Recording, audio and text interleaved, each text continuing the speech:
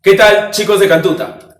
En esta cuarta semana vamos a desarrollar el repaso histórico acerca de los acontecimientos que ya hemos venido tratando dentro del curso de Historia Universal. Y así comenzamos con los bárbaros. Claro, y siempre ubicando la palabra del día.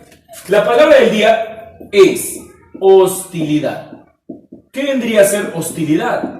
Vendría a ser aquel acto de exclusión a los extranjeros o también desprecio a los extranjeros, ¿no? Entonces vamos a poner acá exclusión. Ahí está, a los extranjeros. Ahora sí, vamos de lleno al primer tema tratado en la primera semana llamado los bárbaros. Y para ello nosotros tenemos que ubicar como primer punto el antecedente. Durante todo este proceso de la línea de tiempo vamos a observar todos los acontecimientos que se van a suscitar en la Edad Media. Claro, la Edad Media se inicia en el año 476 después de Cristo con la caída del Imperio Romano de Occidente. Caída del Imperio Romano de Occidente. Justamente con la invasión masiva de los bárbaros, de la cual ya en breves momentos vamos a ir tratando. Se extiende la Edad Media hasta el año 1453 con la caída del otro sector del Imperio Romano. Sería la caída del Imperio Romano de Oriente. ¿Correcto? Entonces, la Edad Media, cabe señalar, ¿no?, se divide en tres periodos: la temprana Edad Media, la alta Edad Media y por último la baja Edad Media. Vamos a poner acá Edad Media. Correcto. Se divide en tres periodos: la temprana Edad Media, la alta Edad Media y la baja Edad Media. Correcto. Dentro de la temprana Edad Media se van a desarrollar cuatro hechos importantes. El primero, la invasión de los bárbaros, el tema que vamos a tratar. El segundo vendría a ser los árabes y su expansión, esta cultura oriental que empezó a extenderse por el África y también por parte de Europa. También el Imperio Bizantino, o también llamado el Imperio Romano de Oriente, el cual va a ser justamente una civilización muy importante dentro de la Edad Media. Y el cuarto acontecimiento, que ya lo vamos a estudiar ya en el segundo mes, vendría a ser el famoso Imperio Carolingio, que proviene justamente de una familia de los bárbaros, de los cuales ya lo vamos a señalar en breves momentos. Entonces, nosotros estamos ubicados acá, en la temprana Edad Media. Estos son los hechos que vamos a tratar. La temprana Edad Media se extiende del año 476 hasta el año 843, ¿correcto? 843 después de Cristo. Y la alta Edad Media va del año 843 hasta aproximadamente el siglo XI. ¿Correcto? Siglo XI. Y a partir del siglo XI hasta el año 1453 se produce la baja Edad Media. ¿Correcto? Entonces, ese es un antecedente importante que tú debes tener como noción. Nosotros vamos a ir desarrollando este primer periodo de la Edad Media. Así es. Entonces vamos a iniciar con los bárbaros. El término bárbaro justamente vendría a ser una atribución por parte de los romanos. Claro. ¿Y qué significa bárbaro? Bárbaro significa cultura que se encuentra por debajo del desarrollo de los romanos. Vendría a ser cultura extranjera. Cultura extranjera por debajo de los romanos.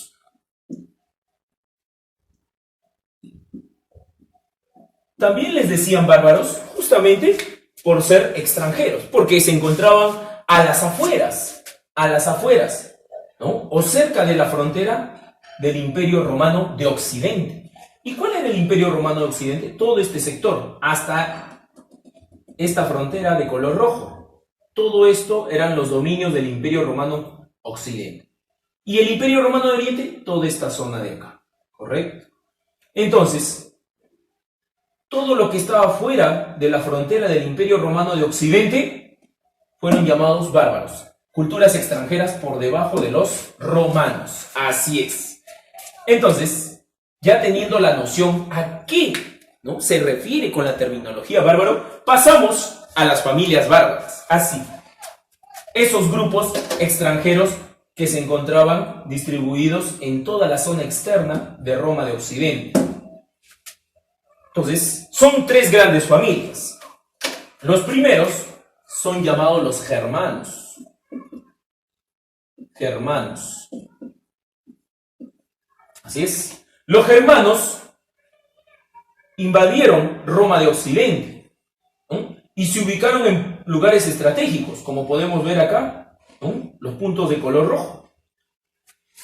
Es así que los germanos se dividen en dos grupos. Esos dos grupos son, ¿no?, acá tenemos los indoeuropeos y tenemos a los godos. ¿Correcto? Dentro de los indoeuropeos tenemos, por ejemplo, es el caso de los anglosajones. Anglosajones. Así es. Es acá, los anglosajones.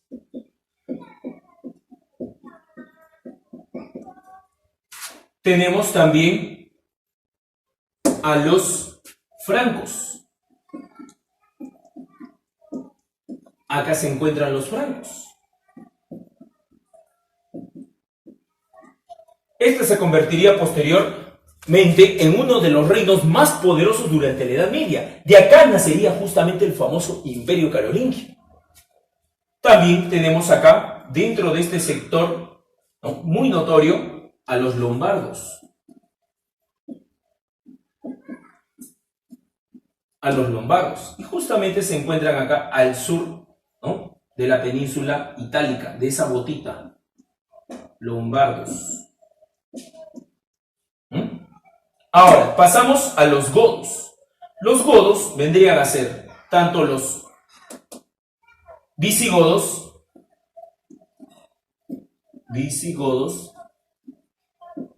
y los que se encuentran al norte de la península itálica, los ostrogodos. ¿Correcto? Entonces, esa es la primera rama familiar, muy extensa, a decir verdad. Ahora, pasamos a la segunda, que vendría a ser los eslavos. Los eslavos, ¿correcto? Dentro de los eslavos tenemos aquí a los croatas.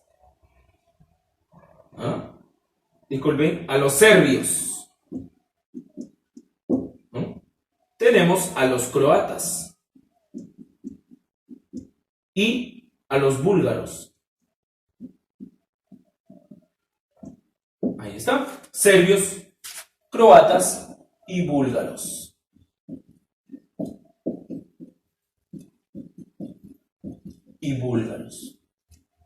¿Hay más comunidades? Sí, hay más comunidades, ¿vale? Claro. Pero estas son las más grandes. Al igual que las de acá, ¿correcto? Ahí está. Muy bien.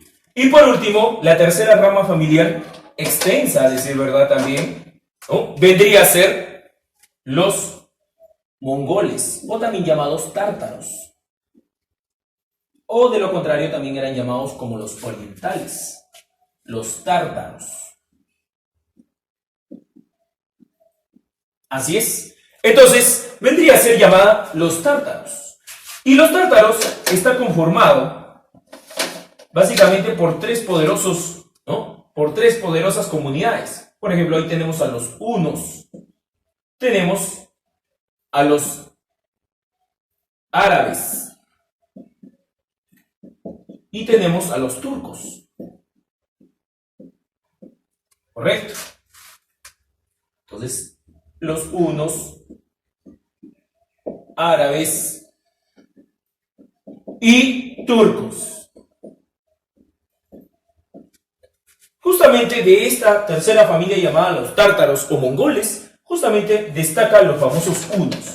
Esta comunidad bárbara fue la más poderosa en el ámbito militar, a tal punto que motivó a las demás comunidades a movilizarse y verse en la obligación de invadir el Imperio Romano de Occidente. Los hunos fueron temidos, inclusive por los mismos bárbaros.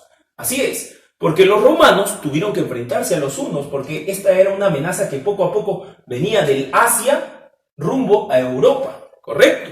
Y estaba a muy poco de llegar a territorio romano.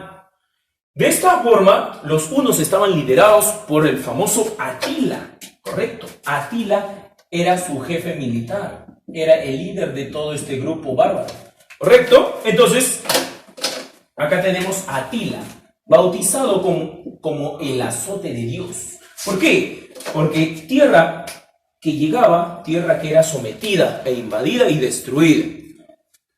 De esta forma estamos observando los grupos familiares de los bárbaros. Así es. Entonces, las invasiones, ¿cómo todos estos pueblos o comunidades llegaron a penetrar el Imperio Romano de Occidente y su caída en el año 476 después de Cristo? Entonces, vamos a señalar cuáles son las causas. La primera causa que determinó la caída del Imperio Romano de Occidente fue porque Roma se dividió en dos sectores, en Occidente y en Oriente. Ese fue un grave error de los emperadores romanos, dividir a Roma, ¿no? Vamos a poner la división de Roma.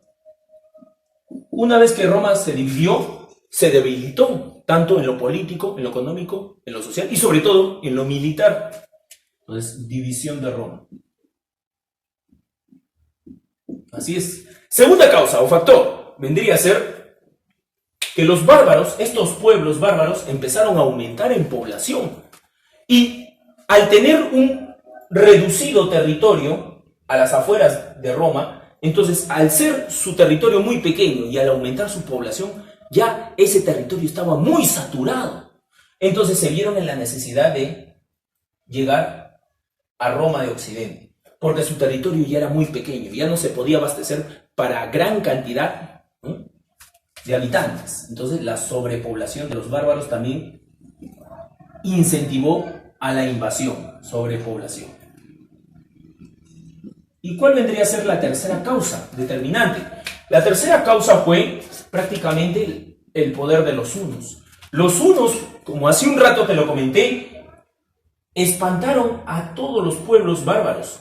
¿Para qué? Para empujarlos a que llegaran a Roma de Occidente. ¿Correcto? Hace un rato te dije, los hunos fueron el grupo o la familia o la comunidad bárbara más poderosa en el ámbito militar. Y tenían como líder militar a Atila, ¿no?, el gran y temido Atila. Así es. Entonces, vamos a poner acá el poder de los hunos. El poder huno. Fue una de las familias más poderosas en el ámbito militar y muy temidas. Y es así que se producen las invasiones. Ahora, hay dos modalidades de invasiones, ¿correcto? Son dos. ¿Y cuáles son ellas?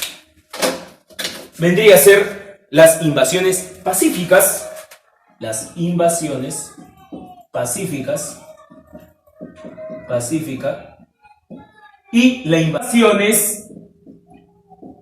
violentas, ¿correcto? Invasiones violentas. En el caso de las invasiones pacíficas, justamente los propios romanos fueron los que permitieron el ingreso de los pueblos bárbaros. ¿Pero por qué? Si los romanos sentían un alto grado de desprecio a estos pueblos extranjeros. Bueno, las intenciones de los bárbaros eran permitir el ingreso para convertirlos en sus esclavos. Así es. Es por ello que los romanos implantaron una ley llamada la ley de la nacionalidad. ¿Qué quiere decir esto? Una vez permitir el ingreso de los bárbaros, estos automáticamente adquirían la ciudadanía de Roma. ¿Correcto? Y en función a eso, los bárbaros iban a trabajar como esclavos, sirvientes de los grandes personajes del imperio. Entonces, dentro de este proceso, estamos observando que las invasiones pacíficas se producen a través de la ley de nacionalidad. Nacionalidad. Entonces, así es. ¿Correcto? Y dentro de las invasiones violentas, justamente los pueblos bárbaros llegaron a Roma a través de ¿qué? A través de guerras, a través de saqueos o robos, ¿no? Guerras,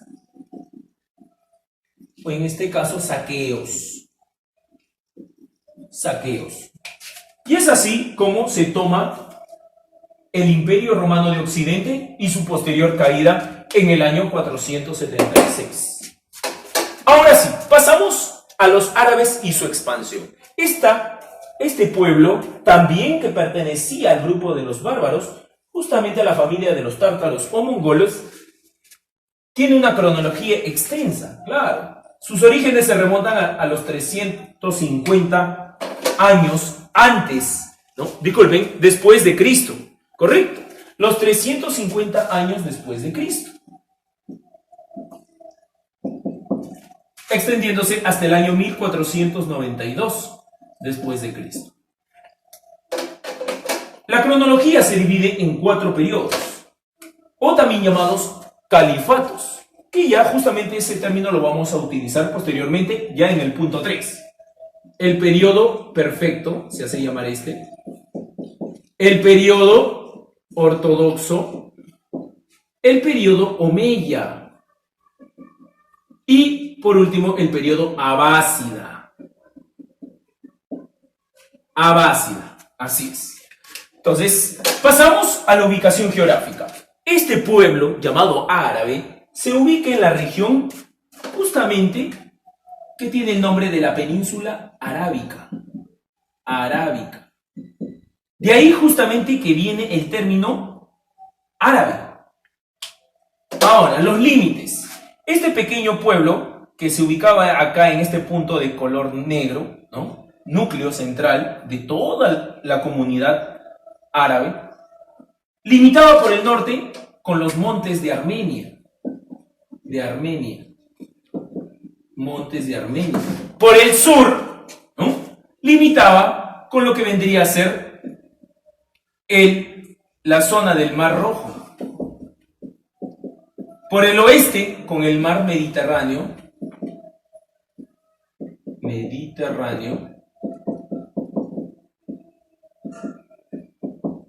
Por el oeste, por el mar Mediterráneo. Y por el este, limitaba con el océano Índico. Así es. Entonces, esos fueron las cuatro fronteras por las cuales limita el pueblo de los árabes. Ahora sí vamos de lleno al proceso histórico, de manera breve y puntual, ¿no? El proceso histórico, como lo hemos dicho en la cronología, se divide en 4 periodos o califatos. El primero se hace llamar el califato perfecto. Claro, porque justamente la comunidad árabe y la religión que ellos van a, ¿no? Promulgar va a ser el Islam. Así es. Esta religión o esta corriente religiosa fue creada por el gran profeta Mahoma. Entonces, él se convierte en el referente de este primer periodo llamado el Califato Perfecto. Mahoma. Profesor, usted me dijo que nos iba a explicar qué significa califato. Claro, califato proviene del término califa, que significa profeta.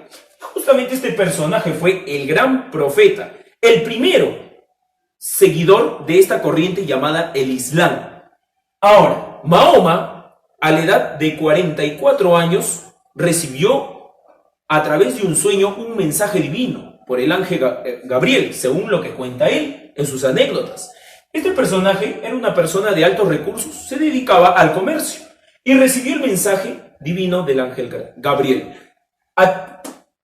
A través de este sueño, el ángel se manifestó comunicándole que él iba a ser el primer profeta en implantar el Islam, cuyo Dios vendría a ser Alá, el único referente de este movimiento religioso.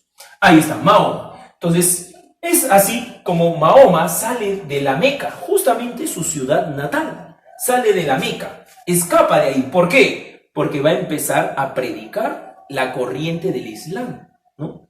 Entonces, ¿y a qué se le llama la hégira? La salida de la Meca. Claro, va a salir de su ciudad natal para predicar la palabra del Islam. Salida de la Meca, ¿correcto? Una vez que salió de la Meca, llegó a una ciudad llamada Medina, en la cual va a conseguir muchos seguidores. Y este personaje nuevamente va a regresar a su ciudad natal, ¿no? Es por ello que va con una gran multitud de seguidores a enfrentarse en la Meca, que era su ciudad de origen, con aquellas personas que no querían, ¿no?, absorber el Islam. A eso se le llama la Guerra Santa, ¿no?, donde Mahoma obliga a su ciudad natal, llamada la Meca, tener como religión oficial al Islam. Mahoma, ¿no?, obliga o impone el Islam. ¿Dónde? En la Meca. Y justamente la Meca se iba a convertir en la capital de toda esta religión que se iba a expandir. Así es. Acá, en esta sombra de color negro, justamente es ahí donde va a ser el núcleo de la corriente de la religión islámica. Acá. ¿Y cuál iba a ser el templo sagrado? Se llama la Kaaba, ¿no? Ahí está, la Kaaba que queda en la Meca. La Kaaba en la Meca. Entonces, esa fue la labor que cumplió Mahoma en esta época. El califato perfecto, este pequeño sector. Así es, califato perfecto. Listo.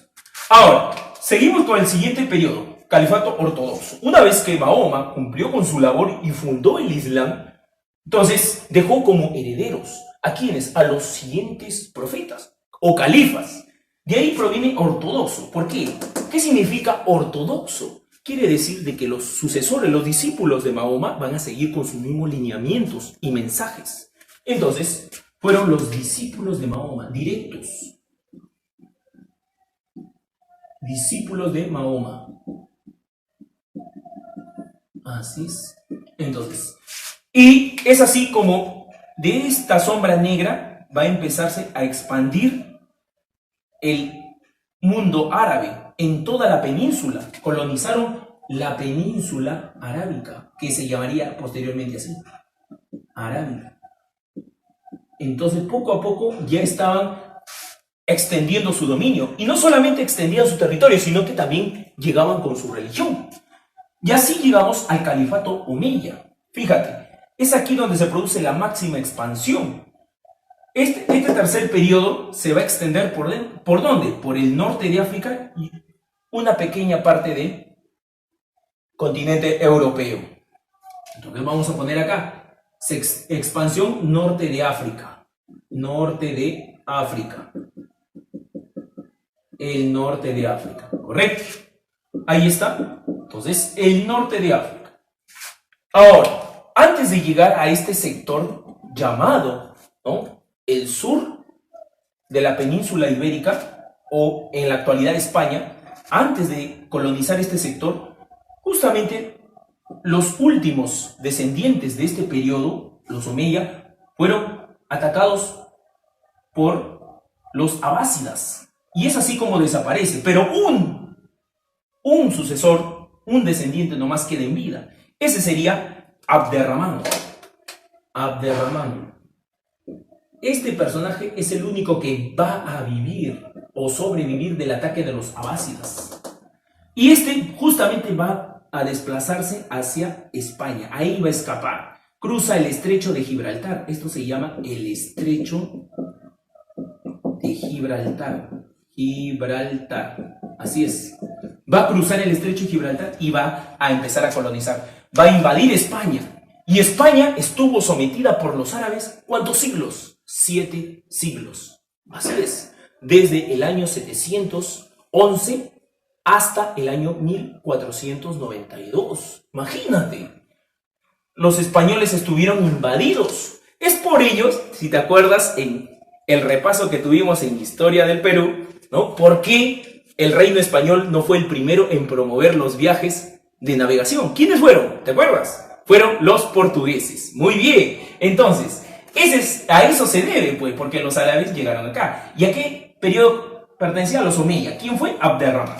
Correcto. Este personaje, Abderramán I, fue el que invade España. Vamos a poner acá.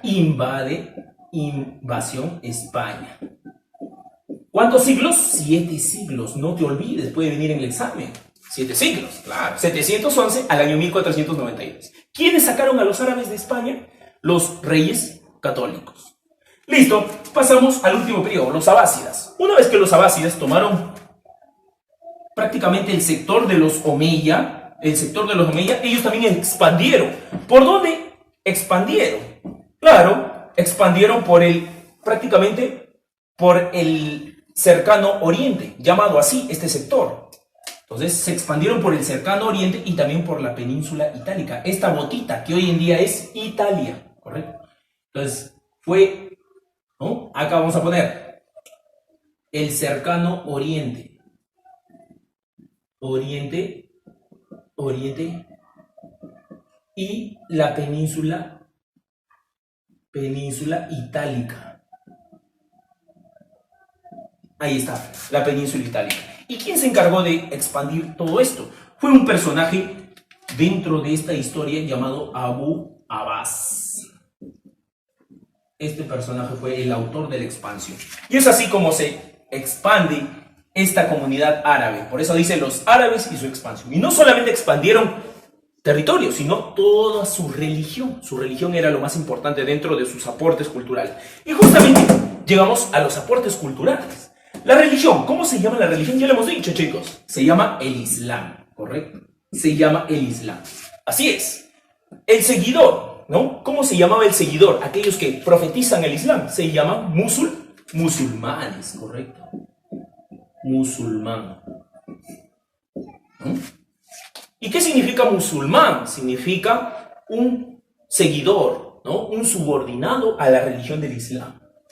¿Cuál era el libro sagrado de los musulmanes y de la corriente del Islam? ¿Cuál era?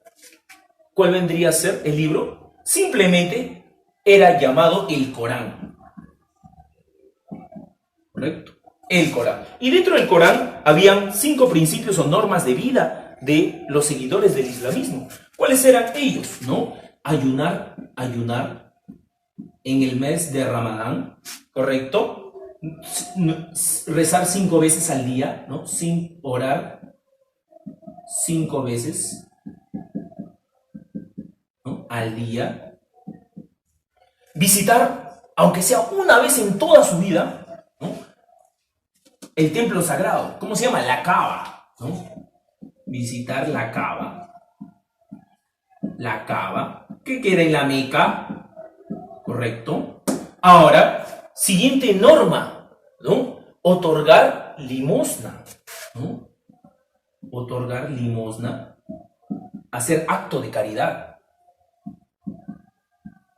Y por último, ¿no?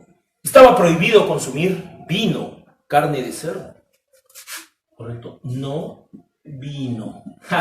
No vino, ¿no? Y tampoco cerdo. Así es. Ahí están. Esas son las normativas, ¿correcto? Ahora, las ciencias, claro, grandes aportes. De ahí provienen los números arábicos, ¿correcto?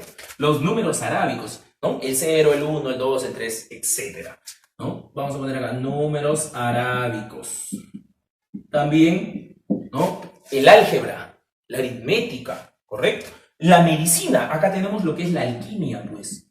¿Qué es la alquimia, profe? La alquimia fue el primer avance antes de que se descubriera la química. Ahora, el arte, la arquitectura. Correcto. La arquitectura, vamos a observar acá, que se destaca por los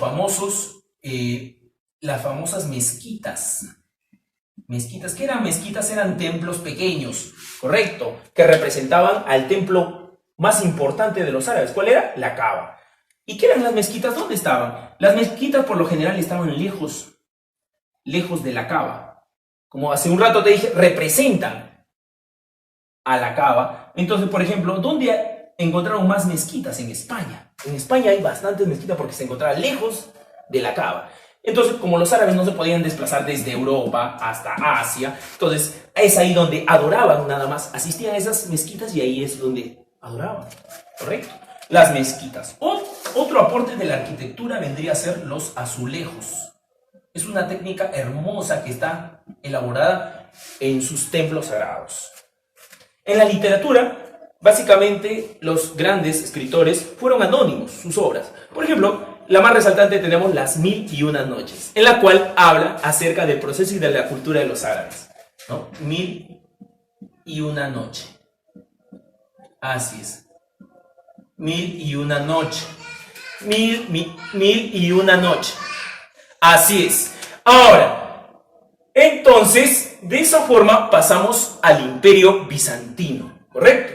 El Imperio Bizantino vendría a ser la máxima expresión, ya que con el Imperio Bizantino se da el inicio al proceso de la Edad Media, ¿correcto? Recuerda muy bien que Roma fue dividido, eso ya lo hemos hablado hace un breve momento. Fue dividido en dos sectores, Oriente y Occidente. Occidente cayó, ¿por quién? Por la invasión de los bárbaros. ¿Y qué pasó con Oriente? Oriente todavía va a sobrevivir desde finales de la Edad Antigua hasta finales de la Edad Media. ¡Wow! Entonces va a extenderse prácticamente todo el proceso de la Edad Media. Temprana, alta y baja Edad Media. Y justamente en el año 1453 cae Oriente. Entonces, ¿a qué se le llama Imperio Bizantino? Se le llama también llamado Imperio Romano de Oriente. ¿Correcto? Así es. ¿Y cuándo fue creado el Imperio Romano de Oriente? O también llamado Imperio Bizantino. ¿Cuándo fue?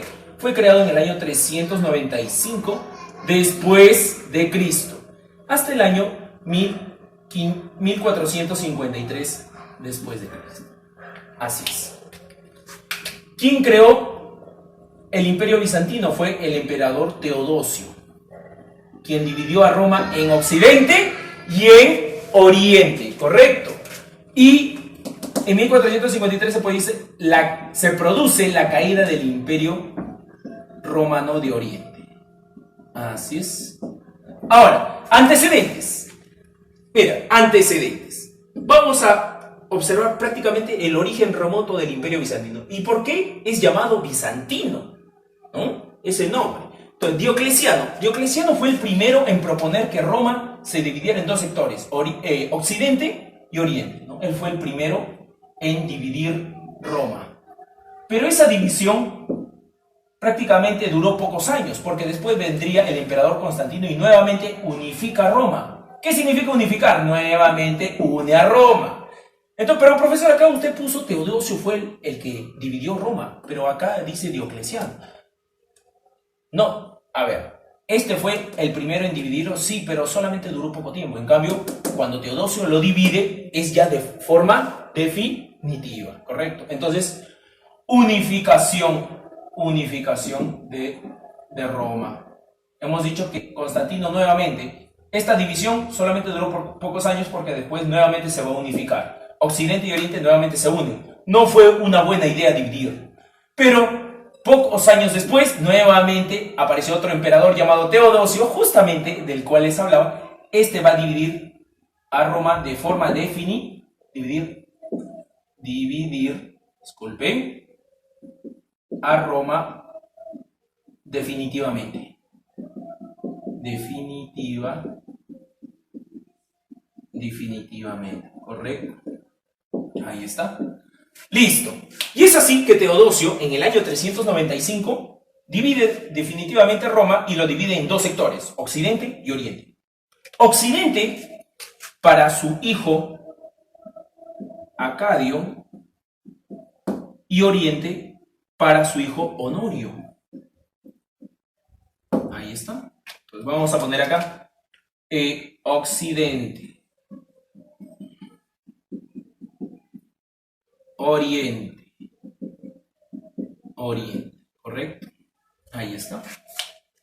Así es. Entonces, y justamente este sector de Roma occidental cae por la invasión de los bárbaros.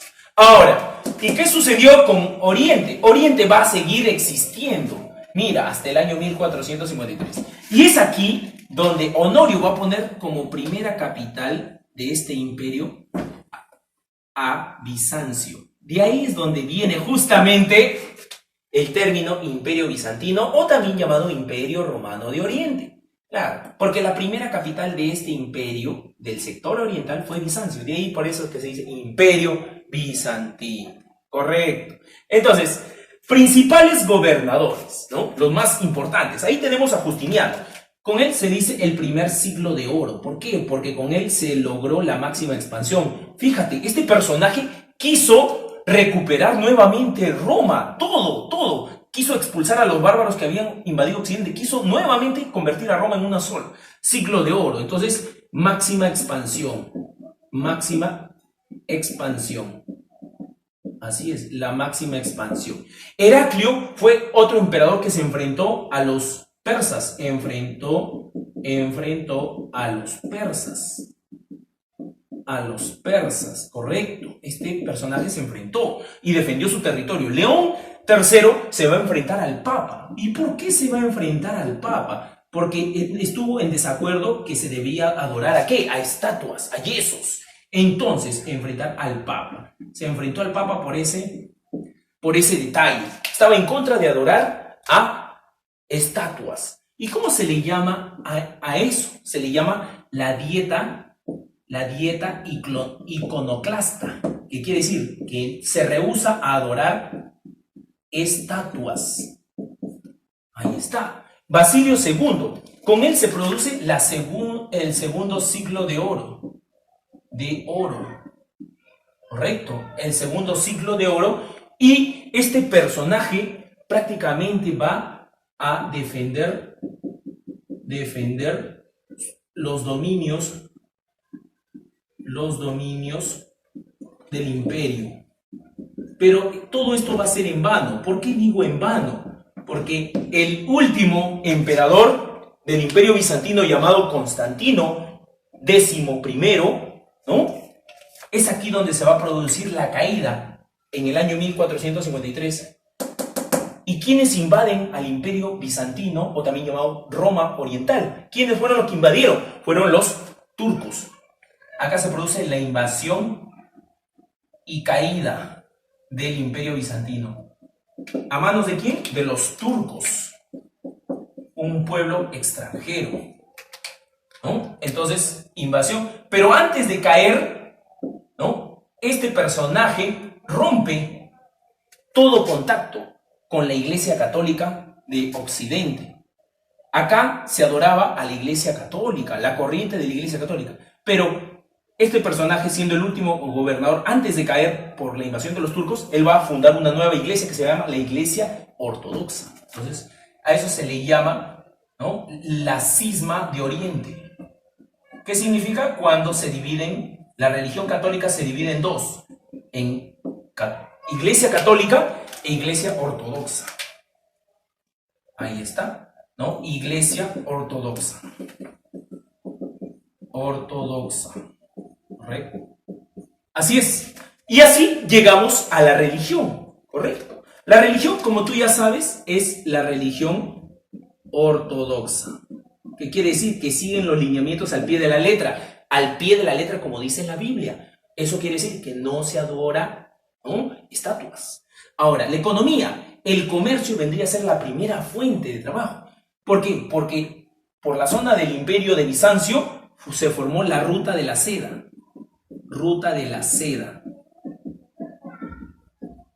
Y las leyes, acá el código romano, el famoso código romano de Justiniano. Así es. Y la arquitectura, acá tenemos la influencia de los árabes. Claro, los árabes también van a influenciar acá su arte. Estilo justamente barroco y gótico. Y es así como terminamos lo que vendría a ser el desarrollo del repasito histórico del curso de Historia Universal. Hasta luego. Cuídense.